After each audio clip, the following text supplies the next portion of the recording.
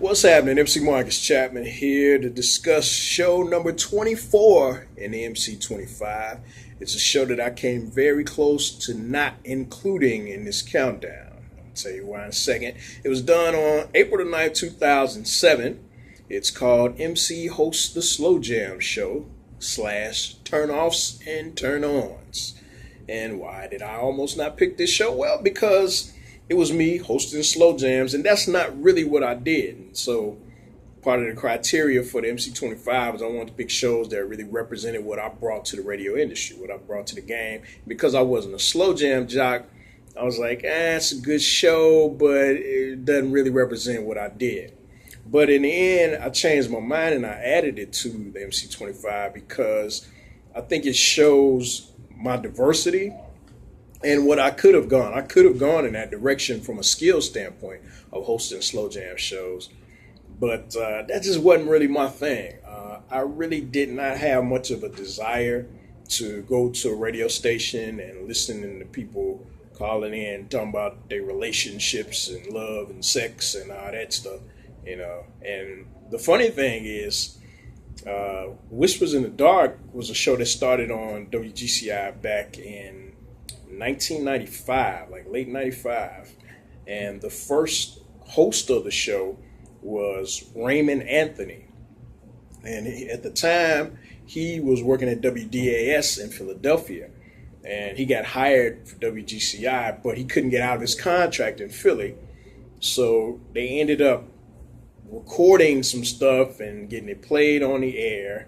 And then it just didn't work out at first because there was a guy who was in the studio named Stephan Mongamir, who I used to call Stephan Monogmarie. And he was running the board for the whole thing. But Stephan wasn't really an on-air person. He wasn't a jock, as we would say. So he didn't really have the creative type of ideas to make the show work. And it just so happened around that time, in 96, the radio station started converting the music from carts, which looked like little 8-track tapes, which is an analog type of thing, and started playing the music from a digital system, or they wanted to. So what happened is Elroy Smith, who was the PD, he moved Stephan over to handling the catalog, changing the music and recording the CDs, making everything digital. And he hired me as the producer / engineer of Whispers in the Dark. And this was in March of 96. So that was my first official job at GCI as an employee. I had worked there previously as a studio assistant, but that was like an independent contract type thing. And then I became the producer for Whispers. So I was doing everything that you were supposed to do on the air, except I wasn't talking.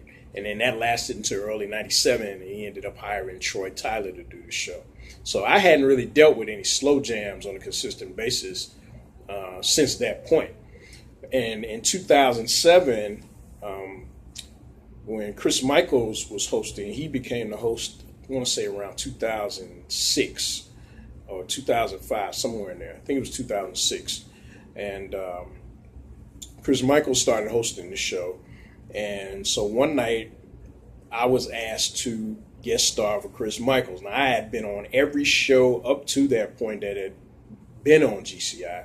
And the thing is, even though I had the voice to host a slow jam show, my energy and my attitude wasn't to go in there trying to be the slow jam love daddy. I was trying to get my aggression out. When I got on the mic, that was an outlet for me to get my anger, my aggression, everything out. It didn't come out like I was mad on the air, but it came out with a lot of energy. And that was like my platform to stand up, be great, and just say, like, forget anything that's going on.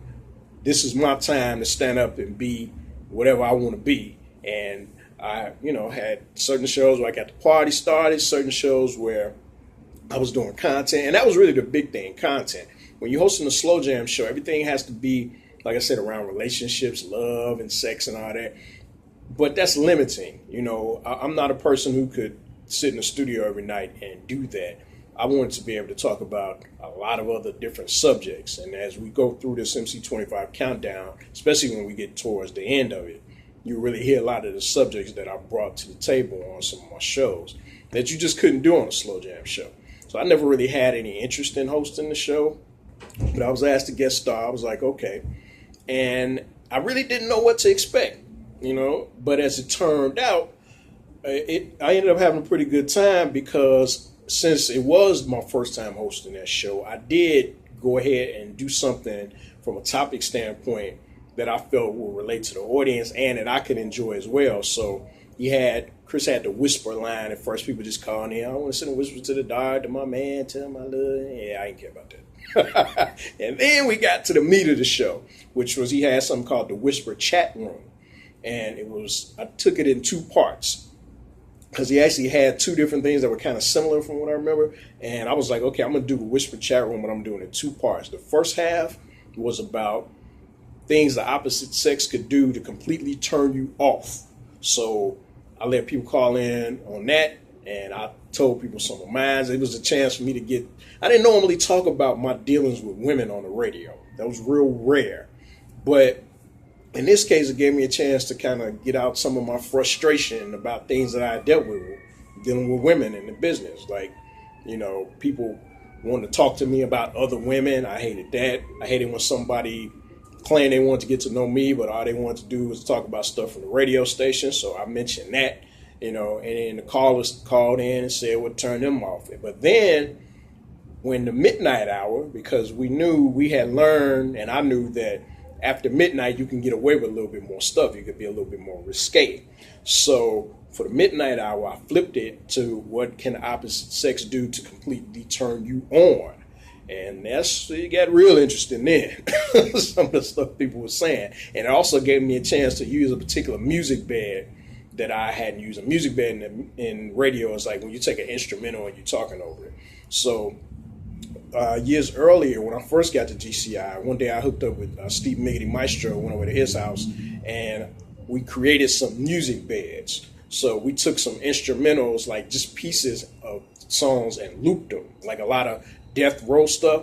So it was a cut on The Murder Was the Case soundtrack from 1994 called Horny by B. Razil. It was a Chicago artist, a Chicago group, and they song Horny. It wasn't a song that ever got played on the radio because it was too dirty, but that music, that intro, me and Steve, he looped that in the machine, and I kept it as a music bed. I hardly ever played it. I may have never played it at all until this particular show. Now I think about it, because it did. No, I'll take that back. I did play it a few times back in '96, very early in my career, but I used it a lot in this show, and it was really perfect for the mood of the music because it fit right in with all the slow jams. It fit with the subjects because people were saying what turned them on, and a lot of that stuff was real sexual, and it ended up being a very entertaining show. And then what was really cool was the last hour was supposed to be like an apology type thing, and I really hated that. I forget, I don't know if it was Mel Devon had the apology line. It was somebody who hosted a lot of slow jam shows. The last thing I wanted to hear was some people on there whining and crying to their exes or boyfriends, girlfriends. Oh, I'm so sorry.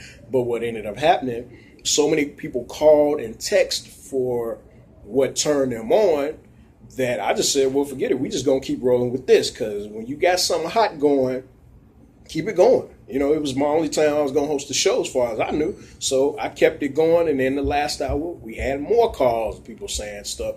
And it turned out really good. And I got to say some of the things that turned me on about women, that they could do or have or what have you. Listen to the show and you can check those out. So it turned out pretty good. Even at the end, I even said that I really enjoyed myself on that show. So it turned out it wasn't really an important show in my career. And that's another reason why I almost didn't make the MC25. But it was definitely, I'll say it was a great show. It was one of the greatest shows I did, especially since it was so unexpected that I would even be able to pull that slow jam thing off. But it wasn't really that different from hosting a regular show with fast songs. It's just I had to slow my delivery down some. I had to, tone the energy down a little bit to fit the mood of what was happening. But it was cool. I kind of approached it like I was talking on the phone. There's a big difference between me talking on the microphone on the radio and talking on the phone if I'm just at home relaxing, talking to a woman. So I kind of took that second approach, and that's what made it work. I actually got a lot of phone calls, and at the time, MySpace was still hot. I was getting MySpace messages from women saying, man, you you need to host this show. Ooh, I want to hear you again. And I actually did end up hosting the show one more time. I believe it was on May 28th of 2007. And I did a subject was because summertime was coming up. It was Memorial Day weekend, and the subject was, is summertime better if you're in a relationship or if you're single? And I actually did a couple of prizes. They had some giveaways that night. And that was good. I actually probably sounded better on that show. But I think as an overall show, this particular one from April the 9th, 2007, that was the one. So MC hosts the Slow Jam show. What the Turn Offs and Turn Ons, that's a great show. So I had to pick that for the MC 25. Ladies, you probably definitely like that. I actually played it for somebody earlier this year who liked it a lot. And hey, it's a great show. It shows my diversity, like I said. And coming up next is a show that is completely different from that, from an energy standpoint. And it's the first show in the MC 25 countdown that was not done in Chicago. Where was it done? We'll find out next and why I chose that one. But in the meantime, check out April 9th, 2007. MC hosts the Slow Jam show, Turn Offs and Turn Ons, which is done on 107.5 WGCI Chicago, April 9th, 2007, show number 24 at MC 25. All right.